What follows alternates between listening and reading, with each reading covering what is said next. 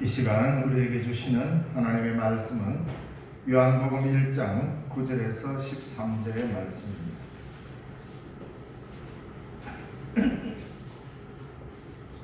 요한복음 1장 9절에서 13절 말씀입니다.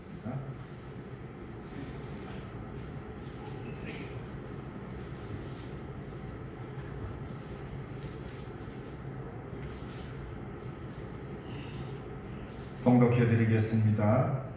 참빛 곧 세상에 와서 각 사람에게 비추는 빛이 있었나니 그가 세상에 계셨으며 세상은 그로 말미암아 지은 바 되었으되 세상이 그를 알지 못하였고 자기 땅에 오매 자기 백성이 영접하지 아니하였으나 영접하는 자 곧 그 이름을 믿는 자들에게는 하나님의 자녀가 되는 권세를 주셨으니 이는 혈통으로나 육정으로나 사람의 뜻으로 나지 아니하고 오직 하나님께로부터 난 자들이니라. 아멘.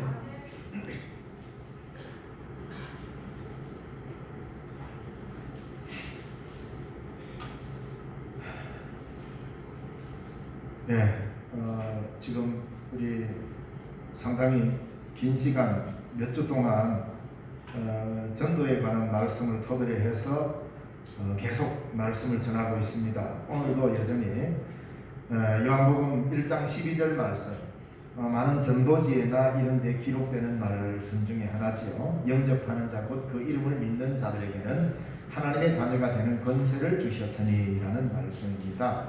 하나님의 자녀가 되는 권세를 주셨다.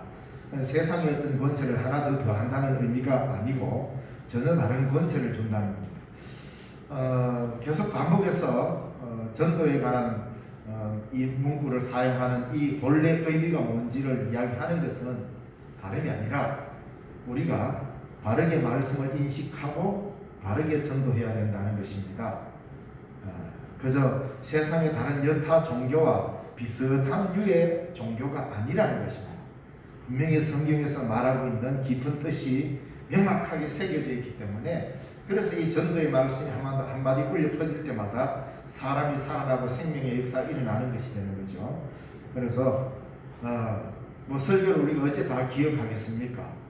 요즘에는 이제는 너무 좋은 시대가 되어가지고 제가 설교한 게 우리 신령중앙교회 유튜브 TV에 다 저장이 되어 있습니다. 목사님이 수고하고 무거운 짐진 자들아 다 내게로 오라. 이걸 도대체 그때 어떻게 했지? 이 말씀을 가지고 내가 전도할 때 어떤 마음을 가져야 될지, 누구든지 주의 이름을 부르는 자는 구원을 얻으리라. 아니면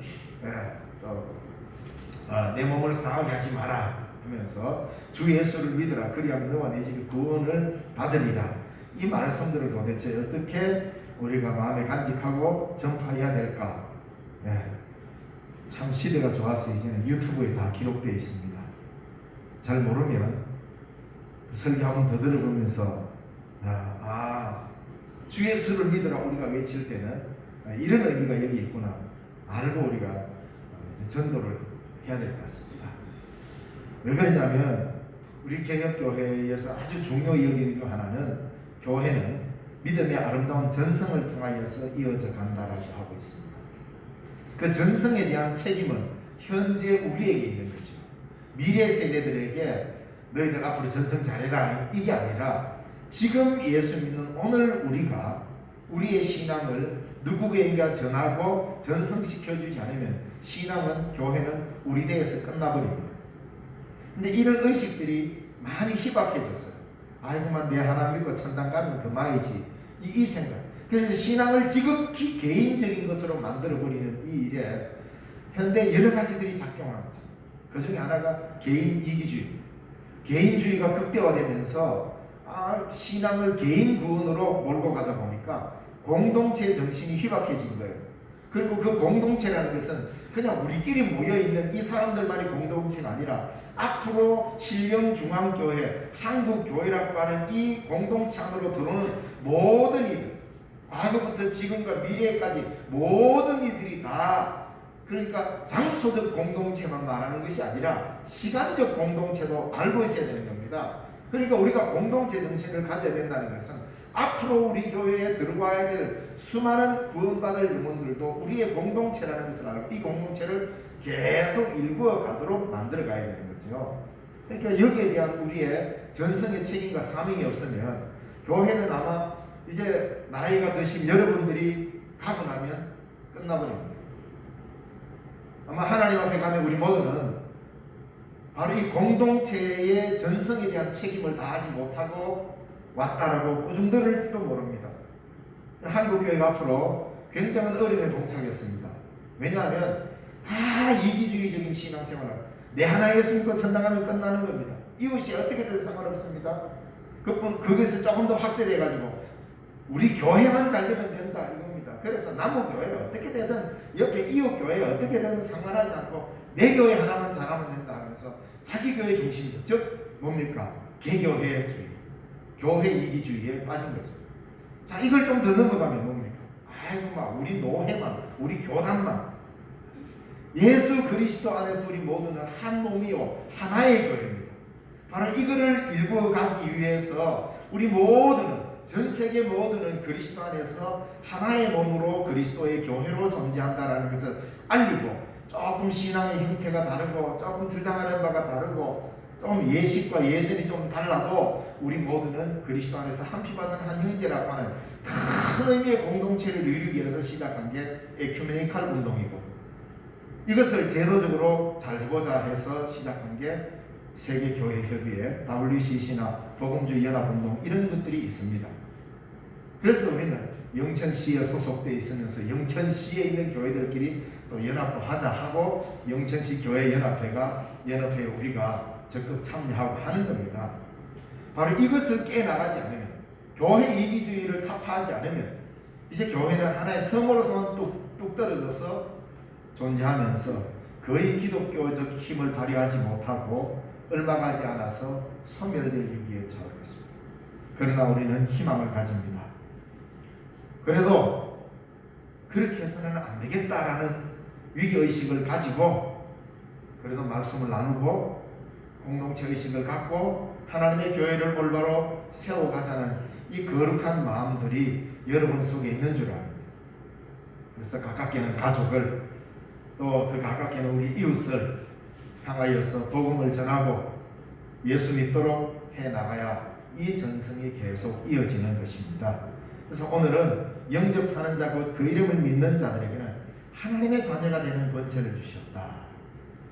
이제 우리가 혈통으로 이루어진 여러분들의 가족, 그게 중요하지 않다는 게 아닙니다.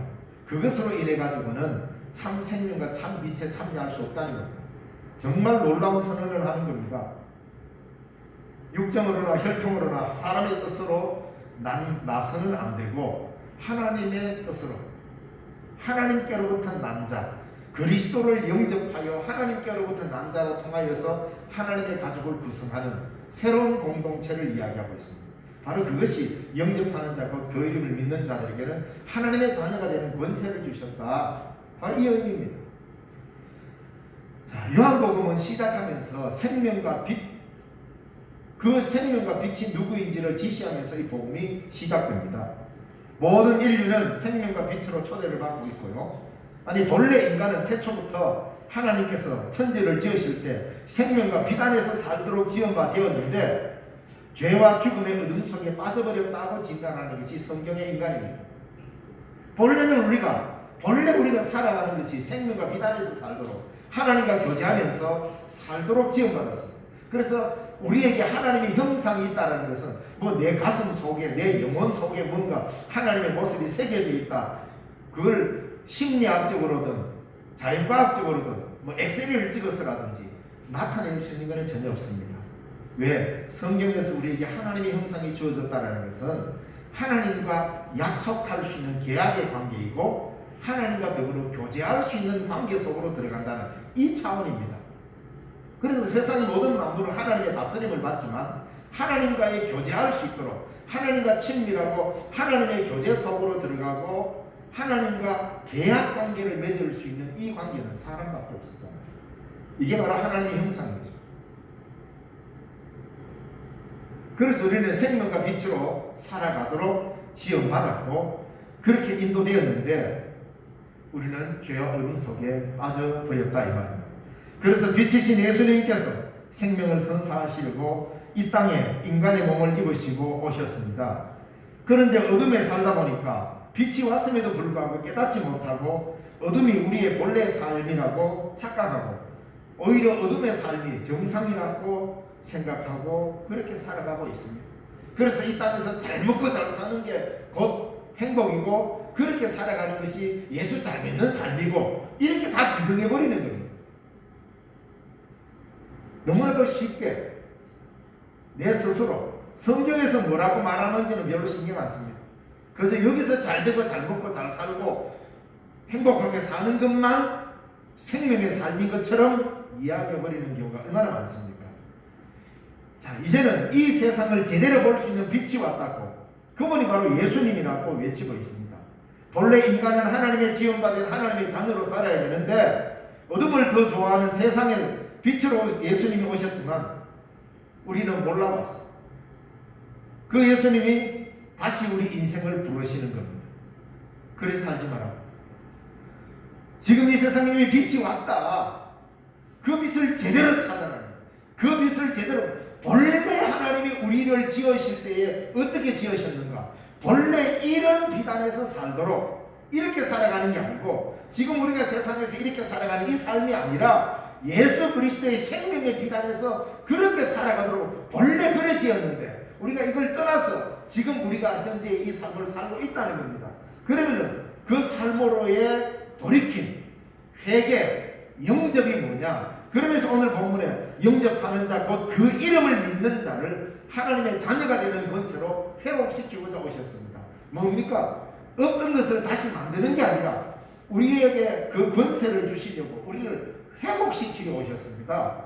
본래는 우리가 생명과 빛의 삶을 살아야 되는데 그 삶에서 다 떠나 있으니까 예수님이 오셔가지고 야, 지금 네가 사는데 여기가 너희 집이 아니야. 지금 네가 사는 게 이거는 네가 본래 살았던 삶이 아니야. 본래 삶으로 돌아가자고. 본래 집으로 돌아가자고.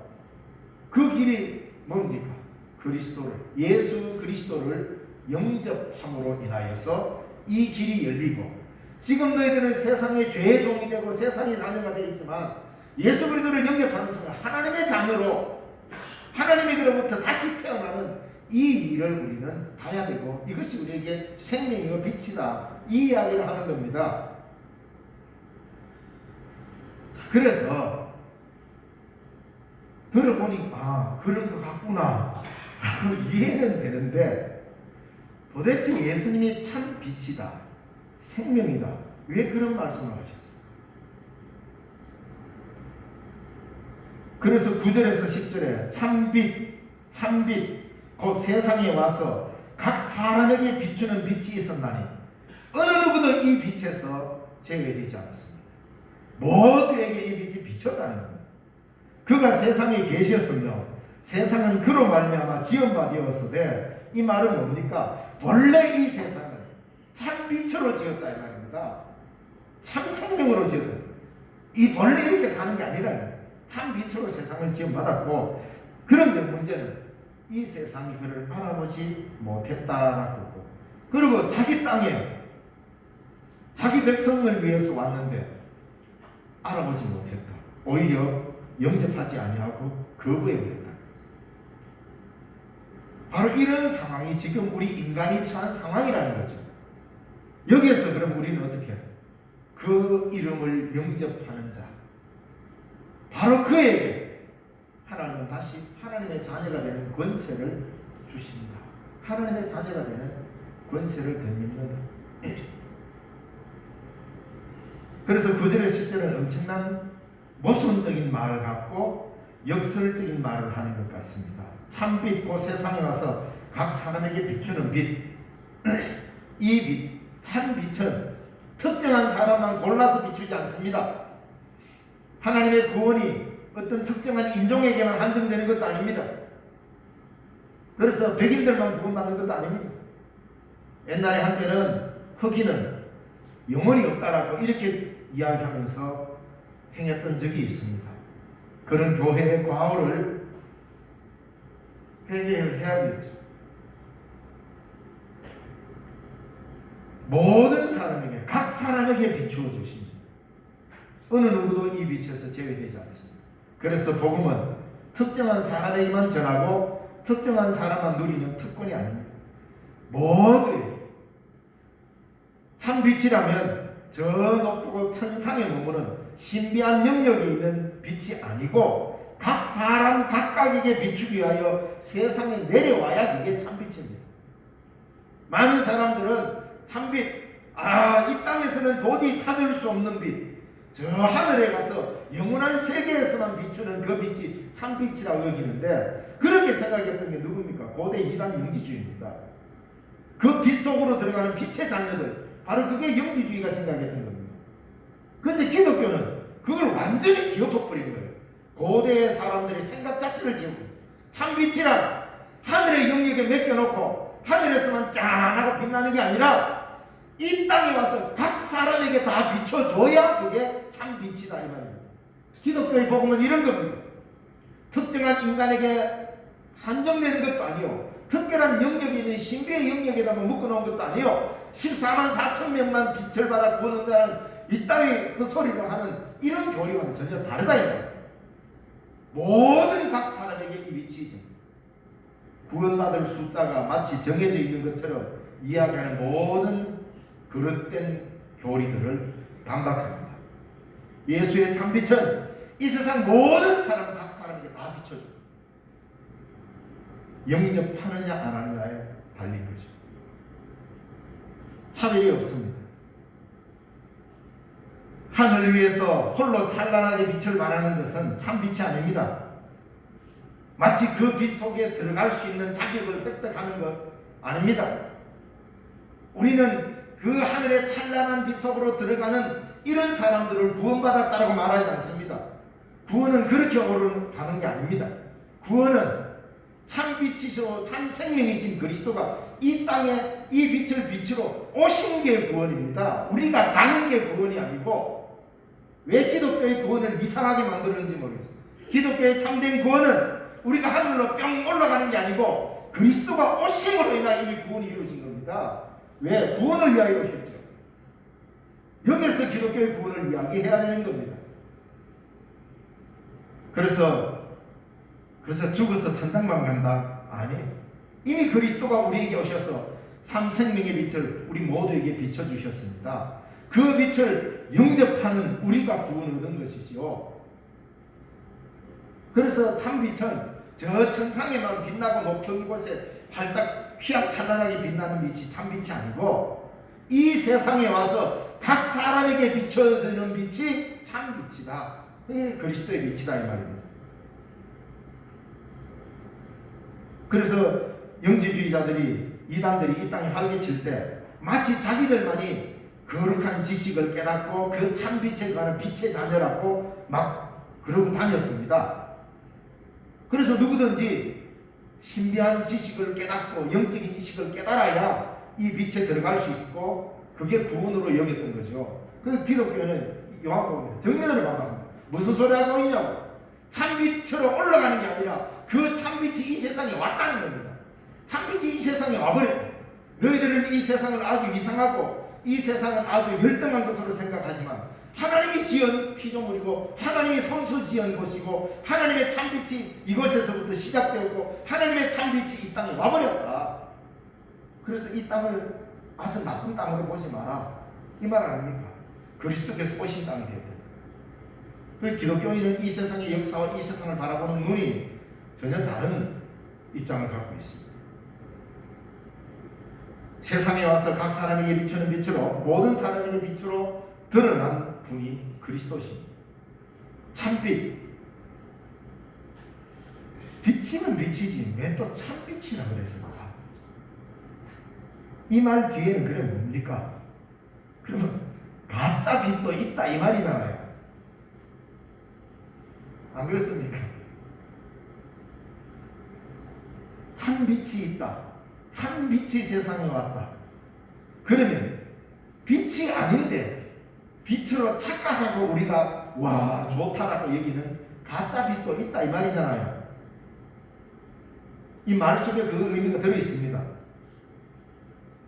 일반적으로 우리는 태양빛, 우리는 LED 등불빛, 불빛이 많습니다. 이런 빛들은 사물을 보게 합니다. 서로의 얼굴을 확인하고 사물을 보게 합니다. 빛이 있어야 색깔이 구별이 됩니다. 그래서 빛으로 우리는 모든 만물을 바라볼 수 있도록 하고 우리 눈으로 파악하고 판단합니다. 그런데 이 빛은 인간됨을 볼 수가 없다는 겁니다. 사람됨을 못 본다는 겁니다. 하나님의 자녀로서의 사람됨을 못 본다는 겁니다. 일반적인 빛들은 참 빛이라야 인간됨을 볼 수 있다는 거죠. 이 빛에 비추어 봐야 우리가 얼마나 참 빛을 거부하고 살았는지를 알게 된다는 것입니다. 우리가 하나님의 자녀라는 것을 알도록 비춰주는 그 빛만이 참 빛이라는 것이죠. 우리가 아무리 밝은 햇빛 아래 있다 해도 그냥 사람일 뿐입니다. 하나님의 자녀인지 아닌지는 모릅니다. 그거를 딱 보는 게 뭡니까? 예수 그리스도 참 빛이라는 내 뼈가 부러졌어. 엑스레이를 지금으로 태양빛으로 봐도 모르지만 인류가 개발한 것 중에 엑스레이 X선으로 사진 찍어보면 이게 어디에 부러졌는지는 보이잖아요. 다른 빛이 있다는 겁니다. 여기서 말하는 참 빛은 또 다른 의미를 갖고 있습니다. 좀 뒤쪽에 가서 우리가 생각해 볼까 합니다. 예수님은 세상에 계셨고 예수님은 세상을 지었지만 정작 세상은 예수님을 알지 못했습니다. 각 사람에게 비추는 빛으로 각 사람에게 비추어 줬는데 사람들은 이 빛이 오는 줄도 몰랐다고 그랬습니다. 왜 그랬습니까? 무슨 빛에 문제가 있었습니까? 아니면 예수님에게 문제가 있었습니까? 아니면 사람들이 빛을 볼 수 없었던 건가요? 세상은 자신들의 눈에 보이는 것만으로 살려고 하는 이 사물을 보는 빛으로만 만족해 버립니다. 이 빛으로 인해서 평가되는 모든 것에다가 자신을 맡겨버리고 이 빛으로 드러나는 모든 것에 자신을 걸어버립니다. 이게 가짜 빛입니다. 뭡니까? 이 세상 사람들이 파악할 수 있는 빛의, 즉 이 세상 사람들이 보고 인식하고 이해할 수 있는 이 빛으로 사람을 다 판단하는 겁니다.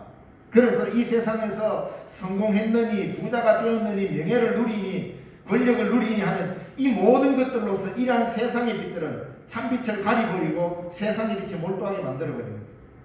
우리는 어느 빛에 현혹됩니까? 우리 앞에 얼마나 휘황찬란하게 빛나고 있습니까? 야, 적당하게 해라. 예수도 적당하게 믿고 세상의 권력도 누리고 세상의 부도 누리고 세상의 성공과 부, 명예, 권력 괜찮지 않냐고. 이 빛을 따라오라고. 세상은 얼마나 우리를 향하여 유혹하고 있습니까? 바로 그것을 향하여서 우리가 아니요, 그리스도의 빛만이 참 빛이다. 내가 온 생명을 걸 빛은 이 빛이다. 바로 이 참 빛이다라고 이야기하는 사람이 그리스도인입니다. 세상의 휘황찬란한 빛에 현혹되어서 하나님의 자녀로 살게 만드는 예수 그리스도의 참 빛을 거부하는 것이 이 세상입니다. 그래서 세상의 성공을 위해서, 세상의 부를 위해서, 명예나 권력을 위해서 예수는 뒤로 잠깐 내몰아 놓습니다. 이게 바로 빛이 세상에 왔을 때 사람이 영접하지 않은 태도 아닙니까? 뻔히 알면서도 안 하는 겁니다. 왜? 당장 세상의 빛이 더 화려하고 휘황찬란해 보이거든요. 그래서 신앙의 문제는 제2의 문제고, 당장 내 코가 석자라고 내 앞에 닥치는 이 빛을 따라가려고 예수의 빛은 2차적인 문제가 됩니다. 여러분에게 있어서 신앙이 가장 1차적인 문제가 되어 있냐 이 말입니까? 그것이 바로 생명이냐 말입니다. 내가 목숨을 걸 만큼 소중한 것이 신앙이냐 예수냐 이 문제입니다. 이게 바로 영접하는 자 곧 그 이름을 믿는 자들에게 하나님의 자녀가 되는 권세를 주셨다. 이것을 영접하지 않으면 그는 참빛을 따름이 아니라는 겁니다. 우리는 온통 이 세상의 빛에 현란한 빛에 현혹되어서 따라갑니다. 그래서 그 빛대로 휘황찬란하게 빛나는 것을 마치 하나님의 축복인 양 여기고 따라가고 있지 않습니까? 그리스도 없이, 아니면 예수를 이용해서 그 빛을 추구하고 있지는 않습니까? 이게 바로 가짜 빛이란 말입니다. 이 빛이 너무나도 화려하고 찬란해서 마치 이 빛이 참 빛이고 이렇게 가는 것이 참 생명을 얻는 길인 것처럼 착각하게 세상은 우리에게 그렇게 몸으로 만들어버렸다는 겁니다. 여기에 미혹되지 않는 사람은 누가 있습니까?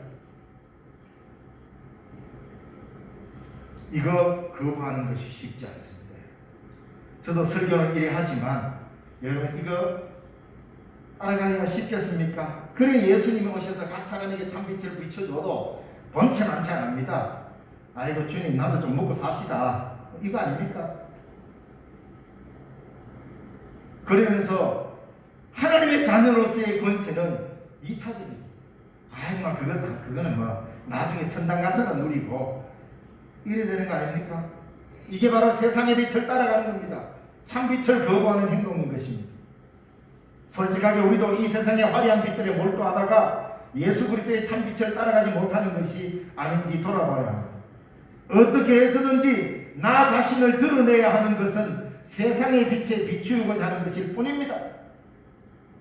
뭔가 조금 해놓고 내가 드러나지 아니하면 우리는 실망합니다. 좌절합니다. 왜 그렇습니까? 세상의 빛의 기준으로 보이기 때문에 그럽니다. 왜? 좀 드러나야 되고 화려하게 좀 보여야 되고 멋있어야 되는데 이게 안 되니까 뭘 포기합니까? 신앙을 포기해버립니다. 이게 말이 됩니까? 그걸 포기해야 되는데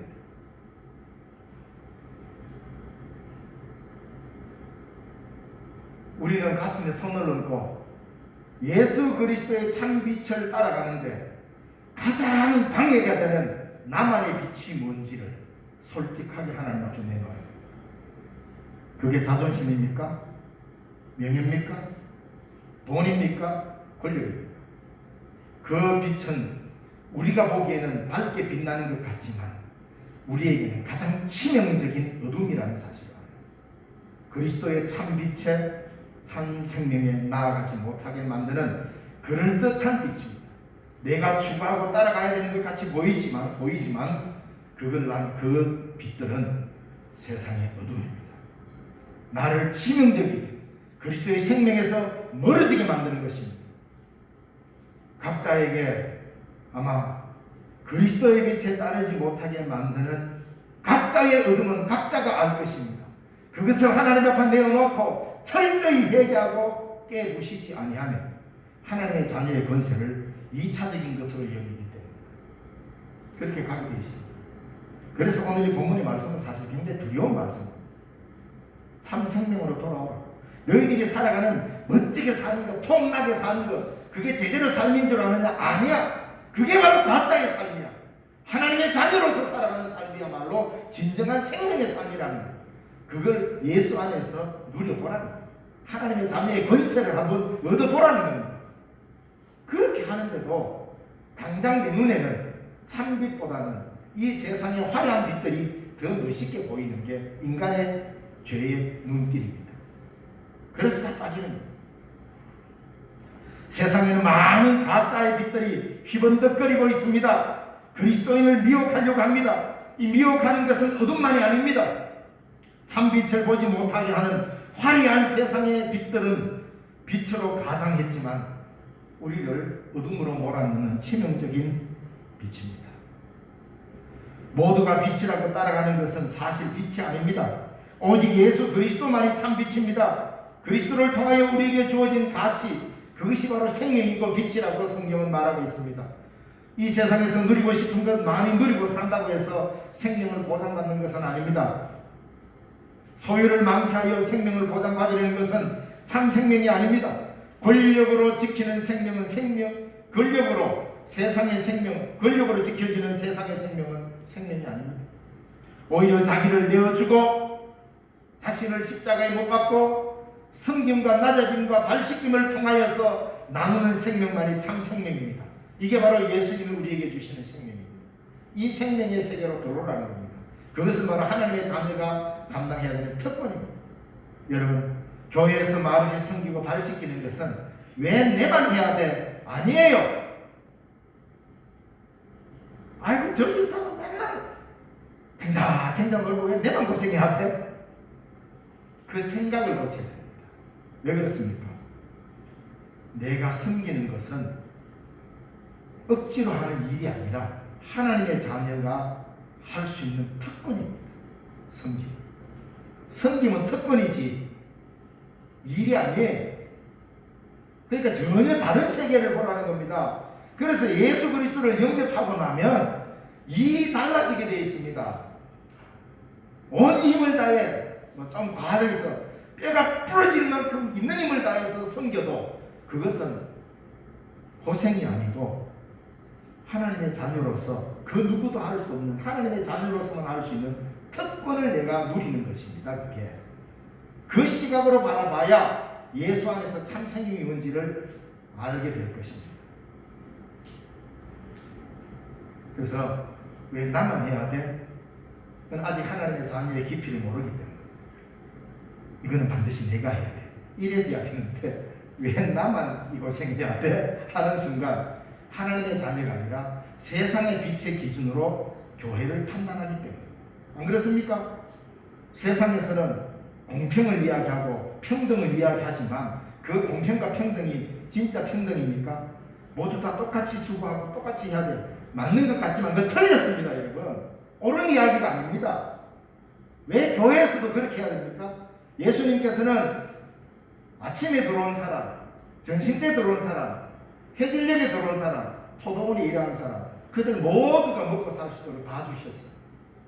포도원의 비유. 그러니까 일하러 온 사람이 성질이 평난 겁니다. 아니 주님 너무하지 않습니까?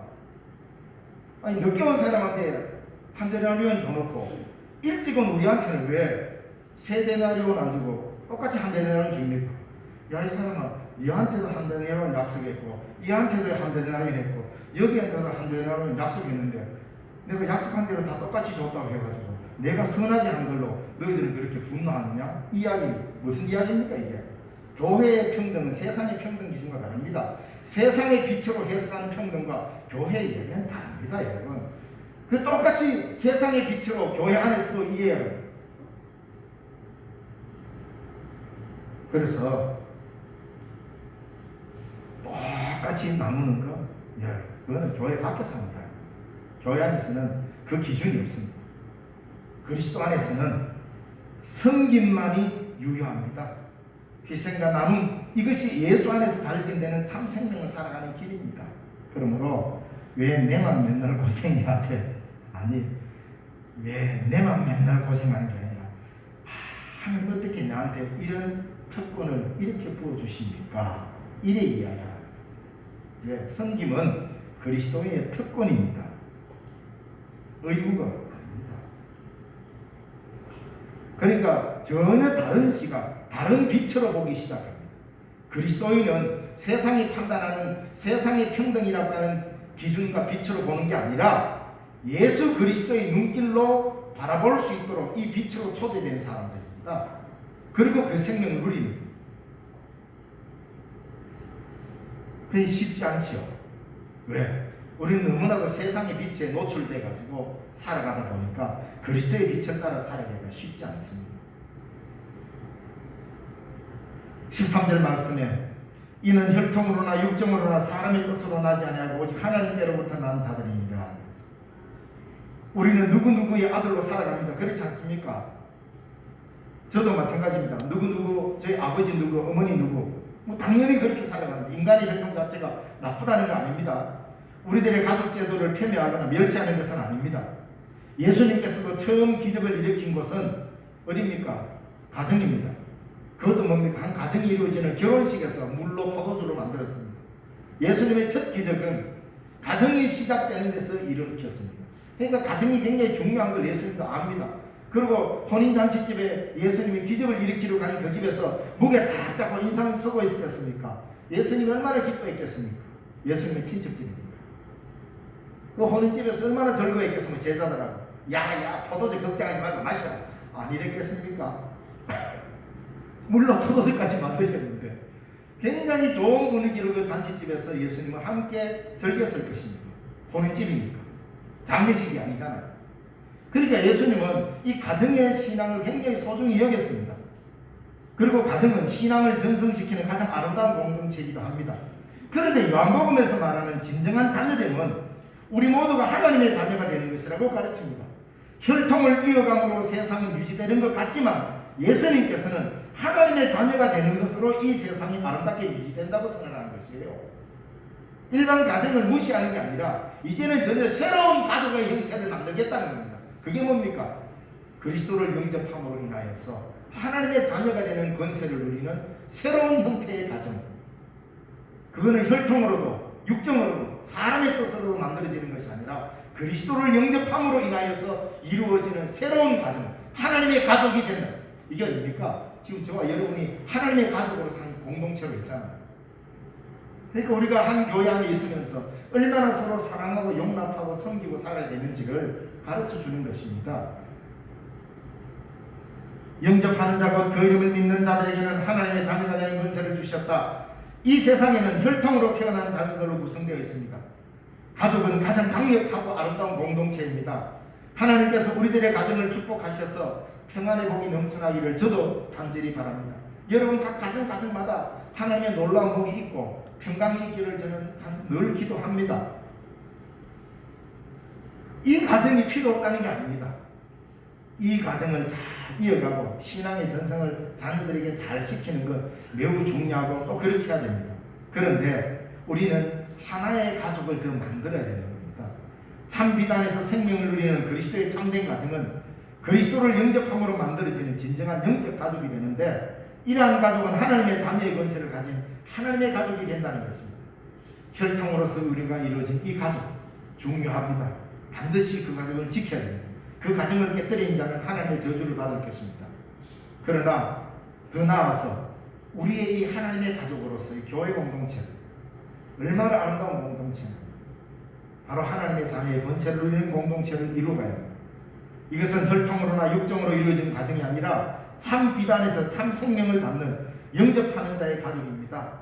예수 그리스도 안에 있는 우리들은 이제 하나님께로부터 난 자들입니다. 근데 여기서 혈통과 육정과 사람의 뜻으로 난 사람이 아니라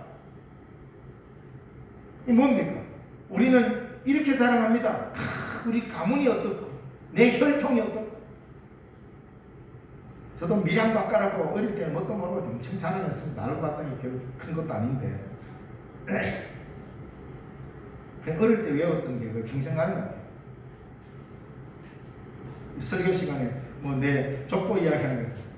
어릴 때, 야, 넌 어디 바까고 하면, 그때는 왜 그래 자꾸 물었던지 몰라. 예, 저는 밀양박가, 밀직 부원금파 32대 손입니다. 그런 걸 해야 되는 줄 알았어요, 어릴 때. 물론 그 자기 뿌리를 나는 건 매우 좋습니다. 거기에 대한 이 프라이드가 있어요.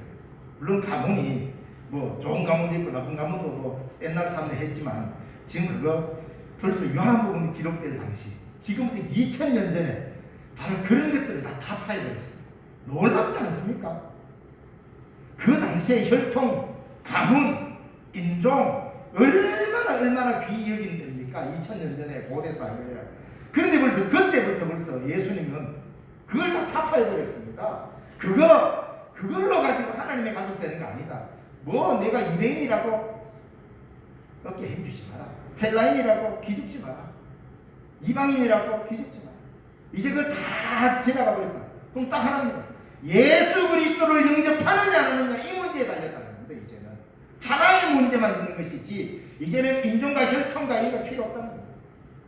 흑인이든 백인이든 상관없습니다.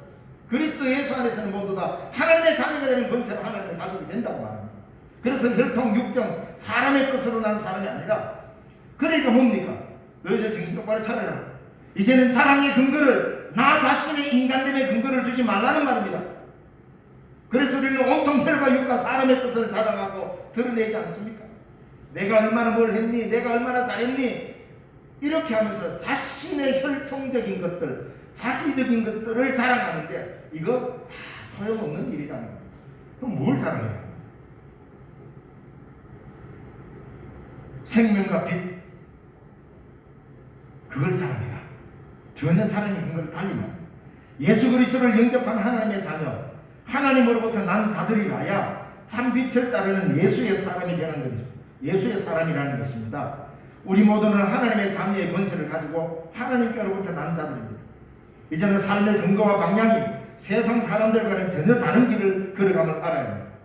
가문을 자랑하고 혈통을 자랑하고 백인 우월주의로 인종을 자랑하고 인종차별 이런 것들로 우월의식을 가지는 것은 생명을 멸시하는 것입니다. 참 생명을 배반하는 것입니다. 참 빛을 멀리하는 것입니다. 내가 예수의 비단에서 하나님의 자녀라는 권세를 최고로 여기는 자가 바로 생명과 빛의 가족이라고 말하고 있는 겁니다. 이런 의미에서 영접하는 자 곧 그 이름을 믿는 자들에게는 하나님의 자녀가 되는 권세를 주셨느니라는 이 전도의 선고 속에서 이 땅의 혈통의 가정을 넘어서는 하나님의 가족으로 들어오는 요청이 바로 이 본문의 말씀이 되는 것입니다. 그래서 이 말씀으로 영접하는 자 곧 그 이름을 믿는 자들에게는 하나님의 자녀가 되는 권세를 주셨다라고 우리가 전도를 할 때 이런 의미가 들어있다는 것을 알고 선포를 해야 하는 것입니다. 하나님께로부터 난 자들로 구성된 하나님의 가족, 하나님을 아버지로 모시는 하나님의 가족으로의 요청인 것입니다. 이곳에서만 참 생명을 이어갈 수 있고 참 빛 가운데 거하게 된다라고 성경은 선언하고 있습니다. 새 생명을 얻었다 함은 하나님의 가족으로 다시 태어났다는 것입니다. 저와 여러분은 혈통으로 난 자들이 아닙니다. 이제는 하나님께로부터 난 자들입니다. 믿습니까? 마스크를 끼는 소리가 좀 적긴 하더만 우리는 혈통으로 났다라고 우리가 그렇게 보지 말라는 건데 이제 그리스도 예수 안에서는 저와 여러분은 하나님께로부터 났다. 그러면 참 생명과 참 빛 속에 살아가라는 거죠.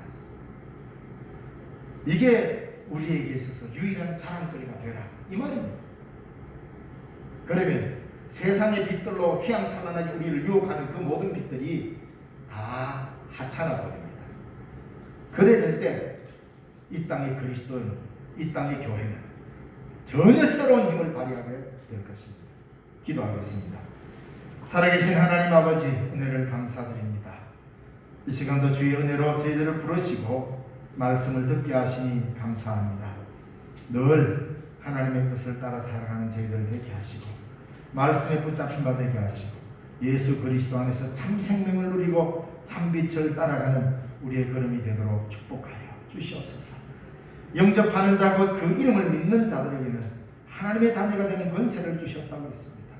우리 모두는 하나님께로부터 태어난 하나님의 자녀로 이 시간 주 앞에 서이 싸움에 참 생명의 길을 올바로 걸어갈 수 있도록 주와 동행케 하옵소서. 예수님 이름으로 기도드리옵나이다. 아멘.